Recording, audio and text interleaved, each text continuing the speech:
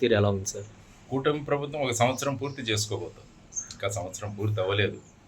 కాబట్టి గత ప్రభుత్వం చేసిన అప్పులు, ఆ తర్వాత వాటి నుంచి బయటపడే ప్రయత్నాలు ఇవన్నీ కూడా మనం రోజు పేపర్లోనూ వీటిలోనూ చదువుతున్నాం. తర్వాత ముఖ్యంగా ప్రస్తుత కూటమి ప్రభుత్వం ఏపీ అని 2 విషయాలు ప్రకటించింది. ఒకటి అమరావతి, రెండవది పోలవరం. సో ఈ రెండిటి మీద ప్రధానమైన వాళ్ళు లక్ష్యం కేంద్రీకరిస్తున్నారని ముఖ్యమంత్రి గారు చెప్పారు. ఐ థింక్ సిఆర్డిఏలో కూడా సుమారుగా 23,000 కోట్ల పనులకి అంగీకారం తెలపడం, తర్వాత కాంట్రాక్ట్లు ఇవ్వడం కూడా జరిగింది. ఇంకొక 30,000 కోట్లు, మొత్తం 60,000 కోట్లతో రాజధాని నగర నిర్మాణం అవుతుందని వారు చెప్పడం జరిగింది. ఆ సందర్భంగా అది ముందుకు వెళుతుంది. ఆ తర్వాత ముఖ్యంగా అమరావతిలో ఉండడానికి ఎవరెవరు రాబోతున్నారన్నది కూడా ప్రభుత్వం ఒకసారి ఆలోచించాలి. ఏదైనా పట్టణంలో ఎవరైనా వచ్చి ఉండాలంటే అక్కడ ఏదో ఒక ఎకనామిక్ యాక్టివిటీ జరగాలి, ఆర్థికంగా పనులు సృష్టించబడాలి, అక్కడ ఉద్యోగాలు సృష్టించబడాలి, ఉపాధి సృష్టించబడాలి. అప్పుడేమవుతుందంటే ప్రజలు వేరే వేరే ప్రాంతం నుంచి అక్కడికి వస్తారు. కాబట్టి దీని గురించి కూడా ప్రభుత్వం ఆలోచించాలి. ఎందుకంటే నవనగరాల పేరుతో అమరావతి యొక్క కన్స్ట్రక్షన్ జరుగుతుంది. ఈ నవనగరాలు అన్న వాటి ద్వారా ఎంత ఉపాధి జరుగుతుందన్నది కూడా ఒక అంచనా వేయగలిగితే బాగుంటుందన్నది నా సూచన. తరువాత అమరావతికి తెస్తున్న డబ్బులన్నీ కూడా మనం ఎక్కడో రుణాల రూపంలో తీసుకొస్తాం. ఇవి సెంట్రల్ గవర్నమెంట్ గ్రాంట్ ఇవ్వట్లేదు. వాళ్ళు 2,500 కోట్లు ఇచ్చి అయిపోయిందన్నారు. కాబట్టి వచ్చేదంతా కూడా ప్రపంచ బ్యాంకు నుంచి కానీ, తర్వాత వచ్చేసి ఏషియన్ డెవలప్మెంట్ బ్యాంకు నుంచి, తర్వాత వచ్చేసి ఇక్కడున్న మిగతా సంస్థల నుంచి కానీ వస్తుంది మనకి. కాబట్టి వీటి ఖర్చు అన్నది చాలా జాగ్రత్తగా పెట్టాలి.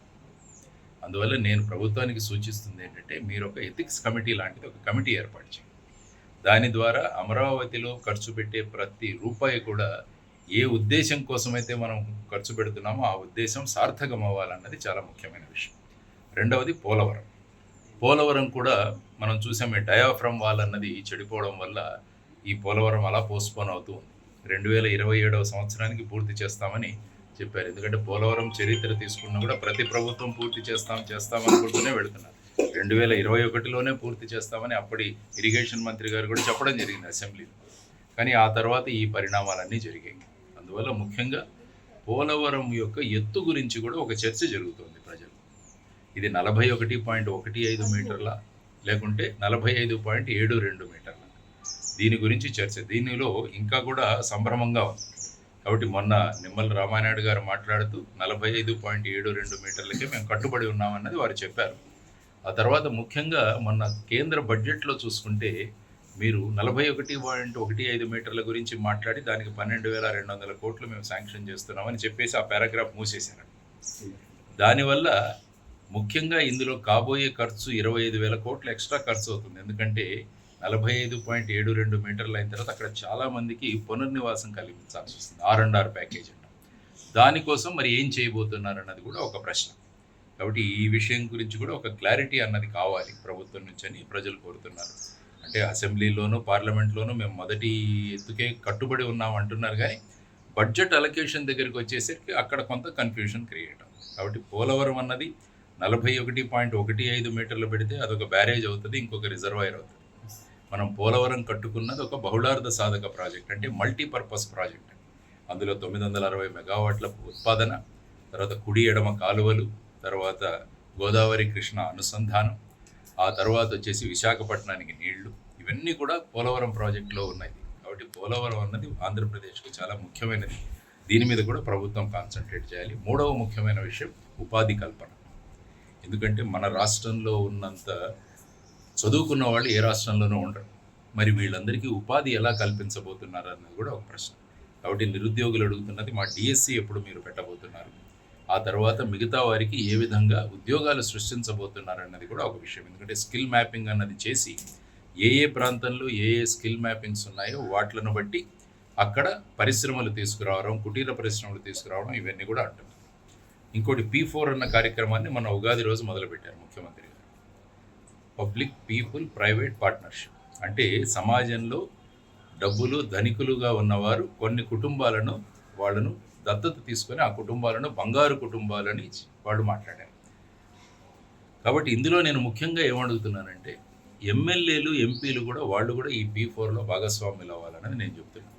ఎందుకంటే ఎలక్షన్ అఫిడవిట్లో అందరూ ఇచ్చారు మా దగ్గర ఎన్ని ఆస్తులు ఉన్నాయి. కాబట్టి నేను ఎమ్మెల్యేలను ఎంపీలను కోరుతున్నది ఏంటంటే, వాళ్ళ ఆస్తుల్లో 10% ప్రతి సంవత్సరం P4కి మీరు కాంట్రిబ్యూట్ చేయండి. సార్, మా అసెంబ్లీ సమావేశాలకి మాజీ ముఖ్యమంత్రి జగన్మోహన్ రెడ్డి గారు ప్రతిపక్ష హోదా ఇస్తేనే వస్తానని చెప్పి అంటున్నారు. దీనిపై మీ కామెంట్స్? ప్రతిపక్ష హోదా అన్నది ఒక కాన్సెప్ట్. సాధారణంగా ఏంటంటే మొత్తం సీట్లలో 10% సీట్లు కనుక మీకు వస్తే ఆ పక్ష నాయకుడికి ప్రతిపక్ష హోదా ఇవ్వడం అన్నది జనరల్గా సంప్రదాయం. ఒక మన లోక్సభలో ఈ విధమైన నియమావళి పాటించడం జరిగింది. కాబట్టి ఇక్కడ కూడా ఏంటంటే వాళ్ళకి 11 సీట్లు రావడం వల్ల సుమారుగా 18 సీట్లు వస్తే అప్పుడు ప్రతిపక్ష నాయక హోదా వస్తుంది.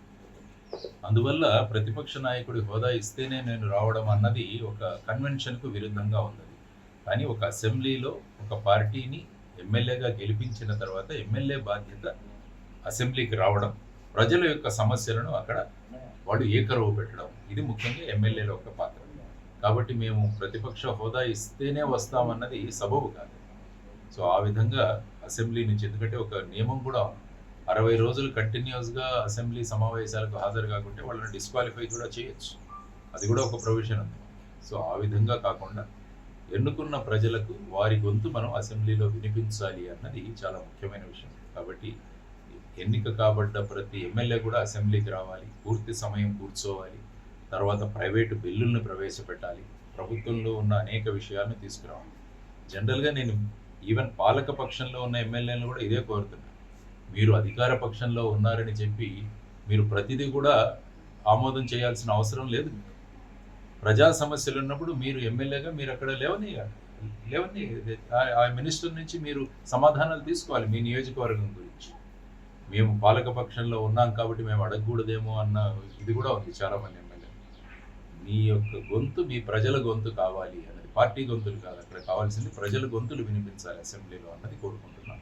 కాబట్టి ప్రజలు ఎన్నుకున్న ప్రతి ఒక్క వారి రిప్రజెంటేటివ్ ప్రతినిధి అసెంబ్లీకి రావాలి, మండలికి రావాలి, అనేక విషయాలు చర్చ జరగాలి, ప్రజలు ఆసక్తికరంగా చూడాలి మా ఎమ్మెల్యే మా నియోజకవర్గం గురించి ఏం మాట్లాడుతున్నారు. అందుకోసమే కదా వీరిని ఎన్నుకుంది. సో ఆ విధంగా వాళ్ళందరూ ప్రవర్తించాలన్నది నా సలహా. సంవత్సరాలు ముగించేసరికి 30 కోట్ల రూపాయలు ఈ ఎమ్మెల్యే P4 నిధికి ఇచ్చారు అంటే ఎంత చక్కగా ఉంటుంది. కాబట్టి ఇది ఆలోచించమని నాకు ఒక సూచన ఇచ్చాను, నిన్న ట్విట్టర్లో కూడా పెట్టాను. తర్వాత పార్టీల దగ్గర ఉన్న ఎలక్టోరల్ బాండ్ ఫండ్స్ ఏవైతే ఉన్నాయో అవన్నీ కూడా P4లో వేసి, ఎందుకంటే ఎలక్టోరల్ బాండ్స్ అన్నవి చట్ట విరుద్ధమని సుప్రీంకోర్టు చెప్పింది. అయినా కూడా ఈ డబ్బుల్ని మళ్ళీ సుప్రీంకోర్టు వెనక్కి తీసుకోలేదు. ఇవన్నీ పార్టీల దగ్గరే ఉన్నాయి. కాబట్టి ఇవన్నీ కూడా మళ్ళీ మీరు P4 ఫండ్లో వేస్తే అట్లీస్ట్ చాలామందికి అది ఆసరాగా అవుతుందన్నది నా సూచన. కాబట్టి ఇది ప్రభుత్వం ఆలపించి, ఎందుకంటే ఎప్పుడు కూడా చారిటీ బిగిన్స్ ఎట్ హోమ్ అంటారు. ఏదైనా మనం చెబుతున్నట్టు మన నుంచి మొదలు పెట్టాలి. కాబట్టి రేపు ఎవరినో మీరు ఇండస్ట్రీ వాళ్ళని అడుగుతున్నాం, మీరు ఈ కుటుంబాన్ని ఆదుకోండి. మరి ఎమ్మెల్యేలు ఎంపీలు ఎన్ని కుటుంబాలను ఆదుకుంటున్నాయన్నది కూడా ఒక ఛాలెంజ్.